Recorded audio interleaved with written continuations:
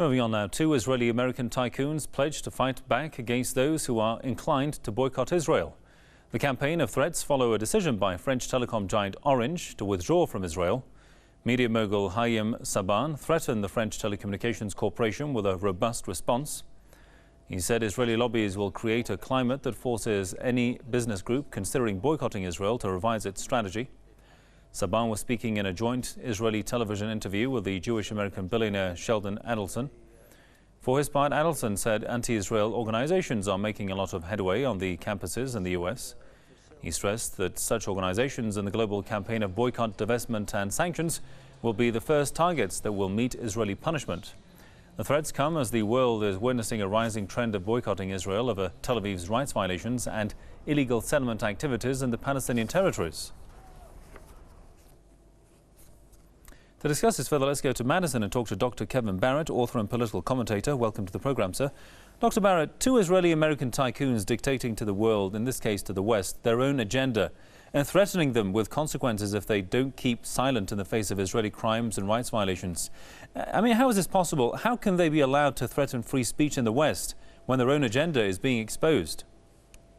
It is unbelievable, isn't it? These multi-billionaire supporters of extreme right-wing Likudnik Zionism, Sheldon Adelson, Haim Saban, and Adam Milstein, I guess, and a bunch of others as well, have gathered in a private meeting in a Las Vegas casino to discuss how to try to crush the growing boycott, divestment, and sanctions movement. So a grassroots movement that is simply working for justice, trying to stop the unending series of war crimes being committed by the genocidal Zionist entity, because that's what it is. It's trying to completely eliminate the Palestinian people, uproot them, destroy their culture, and ultimately ban them from their own homeland.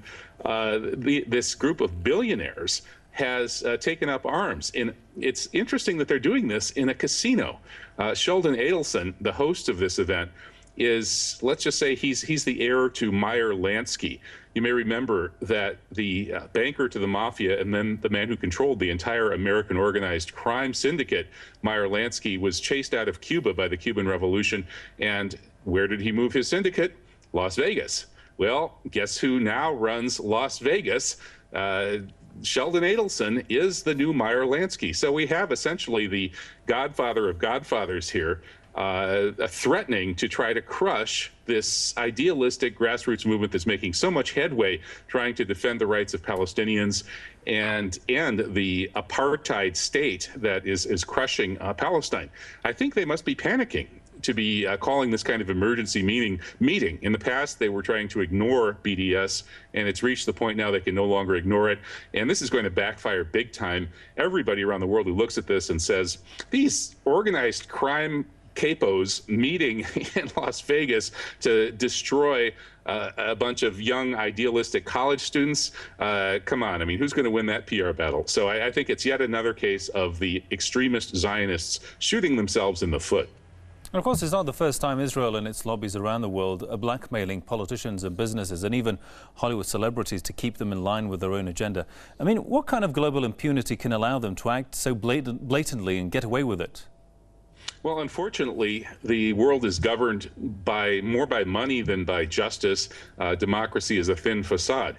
And so the question is, who has the money? Here in the United States, the Zionist power configuration, or ZPC, as American sociology professor James Petrus has called it, includes dozens of billionaires, hundreds of millionaires, and they have about 500,000 foot soldiers, people who are tireless lobbyists for the Zionist agenda. And these people will make your life miserable if you cross them. They will use their money, they will use their activists, and if necessary, they will use their organized crime assets, and you better believe that Adelson has plenty of those, to mess with you if you cross them. So their threats against businesses are credible.